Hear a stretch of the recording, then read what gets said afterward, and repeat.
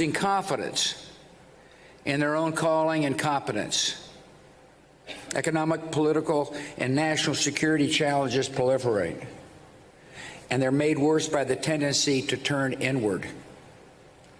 The health of the democratic spirit itself is at issue, and the renewal of that spirit is the urgent task at hand. I've spent a lot of time on in my farewell address talking about the state of our democracy.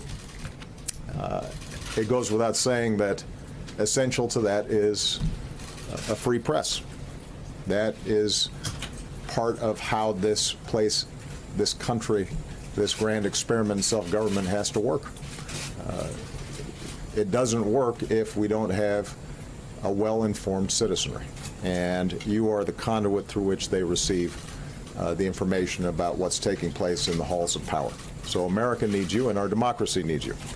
That democracy that our previous president spoke of, the bedrock principle that defies party lines, or used to, is in danger. According to a new poll commissioned by former President George W. Bush and former Vice President Joe Biden, half of Americans think the U.S. is in real danger of becoming a non-democratic, authoritarian country. The poll continues. 8 in 10 Americans say they are either very or somewhat concerned about the condition of our democracy. Donnie Deutsch joins the conversation. I've been reading polls my whole career. I've never seen a poll on democracy in America that shows that many Americans think our democracy is in decline. What did I text you this morning? I texted you that after the Supreme Court ruling, my stomach hurt. I got a stomach ache. What happened today is such a stunning exclamation point of why those 50% should be worried and the other 50% should really stand up and pay attention. What happened in that decision, they basically said our president, who we know his judgment and the way he does things and how he does things, basically has the latitude now, in the name of national security, to make any decision he wants. That's what that Supreme Court ruling said to me, that's the justification. We know where he came from, we know where he started, we know the racial bias. That's scary to me. That's scary that if 6 months from now, he decides he doesn't like Israel, and Jews are getting a little yappity, people like me, we speak too much, he thinks it's not good for national security. Now, I know that's not going to happen, but that's the math. That's what's going on here. Our fundamental bedrocks of who we are, of checks and balances. This is a man that would not want the free press, thinks the judicial and the intelligence community should report to him, thinks he should be able to overturn any special investigation. We're headed there. You know, you look at the traces of early autocratic regimes. The stuff that's happening now is that. And what happens is that you give enough people little nuggets of what they want. You take some of the wealthy New Yorkers, some of my friends, well, we'll give you a tax cut. So we'll overlook yanking some kids at the border. Off, yeah, you know what? We'll make sure these guys are happy over here. And everybody always starts to overlook one little thing, one little chink in the armor. And then all of a sudden, we're not who we are. And we are on our way. I am so saddened and sickened by today. And that's why that poll is where it is. And Frank, one former president said to me once, you don't lurch into autocracy, you slide there one freedom at a time. Are we on our way? Are we sliding there? I mean, is this crisis at the border, have we slipped into something different? Are we still who we thought we were 17 months ago?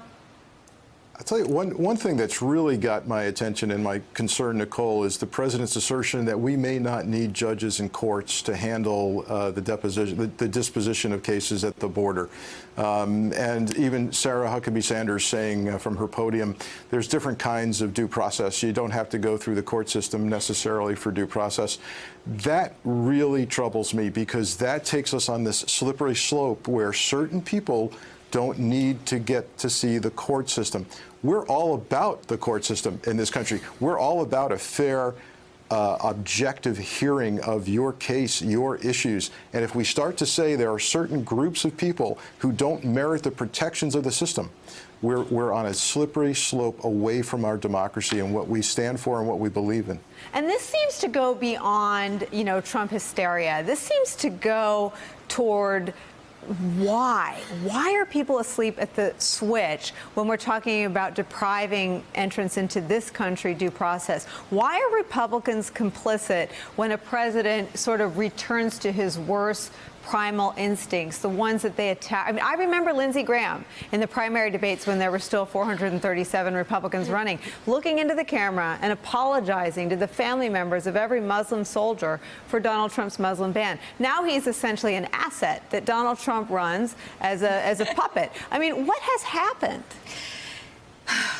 It is so depressing to see our worst fears start to be realized. You know, at the beginning of the Trump presidency, we were told so frequently, just give him a chance. It's your own bias. Just give him a chance. You seem that you want him to fail. So people tried to give him some space and give him a chance. And I'm sorry, look at where that has gotten us. It's gotten us to this point of creeping authoritarianism, rampant corruption. You've got the nepotism with his own family. You've got the Russia investigation swirling. This is creeping authoritarianism if it's ever happened in this country. And European leaders reports in the Washington Post today that there's overwhelming anxiety, Steve Schmidt, and it's been punctuated with very specific concerns. That has a profound impact on what our European friends think he thinks about them. This is Joe Biden. The consequence is disastrous for our national security and economic interests. This is something I know you read about and think about and talk about a lot, maybe because they've sort of stared this down in their towns, maybe because they've sort of see the remnants. They have a better sense of history than we do in this country. But what do you think? What do you think Biden's getting at here? What is this moment? This is a moment in time where all around the world, liberal democracy is rolling back. The tide is receding. In Hungary, in Poland, the rise of far-right ethno-nationalist parties in Germany, in Austria. I said this before the election in November 16. Fascism did not rise in the 30s because it was strong. It rose because democracy was weak. Vladimir Putin's greatest strategic aim is to break up the Western alliance and to cause a crisis of faith in democracy. The lubricants of a democratic society are trust, faith, and belief. And every day, Donald Trump attacks trust, faith, and belief in our institutions with his assaults on the rule of law. One of the things that I think President Bush was wrong about when he talked about democracy during our tenure is that what creates a democratic society is elections. Elections do not create a democratic society. In many places, they create majoritarianism. What creates a democratic society is the rule of law, where minorities are protected from the majority. Yeah. And that is all under assault. When you see a president attacking the freedom of the press, the First Amendment, institutions of fairness in the judicial system, this is cause to worry. And when you look at European leaders who have seen the disaster within a human lifespan that came from fascism, that came from totalitarianism, the threat on their door, the great arsenal of democracy. Hey there, I'm Chris Hayes from MSNBC. Thanks for watching MSNBC on YouTube. If you want to keep up to date with the videos we're putting out, you can click subscribe just below me or click over on this list to see lots of other great videos.